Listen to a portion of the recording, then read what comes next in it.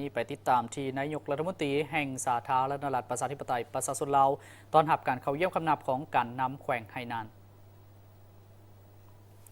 ในวันที่27 มีนาคม 2025 ที่แขวงไหหนานสาธารณรัฐประชาชนจีนสหายสอนไซสิพันดอนกรรมการกลุ่มการเมืองศูนย์กลางพรรคนายกรัฐมนตรีแห่งสปป.ลาวได้ต้อนรับการเข้าเยี่ยมคำนับของสหายเฟิงเฟยเลขาพรรคแขวงประธานสภาประชาชนแขวงไหหนานสาธารณรัฐประชาชนจีนในโอกาสเดินทางเข้าร่วมกองประชุมเวทีปรึกษาหารือโบเอาเพื่ออาซีประจำปี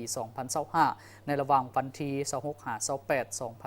2025 2 ฝ่ายได้ตีราคาสูงต่อสายพัวพันมิตรภาพอันเป็นมูลเสื้อและการพัวพันคู่ห่วมยุทธศาสตร์รอบด้านมั่นคงยาวนานตามทิศซีดีและการเป็นคู่ห่วมสตากรรมลาวจีนจีนลาวที่ได้รับการเสริมขยายด้วยมาตรฐานคุณภาพและระดับใหม่อย่างบ่หยุดยั้งแสดงออกในการแลกเปลี่ยนการเยี่ยมยามและการพบปะของคณะผู้แทนขั้นสูงของ2ประเทศนับแต่ศูนย์กลางฮอตท้องถิ่นได้ดำเนินไปเป็นอย่างปกติและเพิ่มขึ้นการร่วมมือด้านเศรษฐกิจการค้าและการลงทุนก็คือการจัดตั้งปฏิบัติโครงการร่วมมือต่างๆระหว่าง2ประเทศได้มีความคืบหน้าและขยายตัวอย่างน่าพึงพอใจ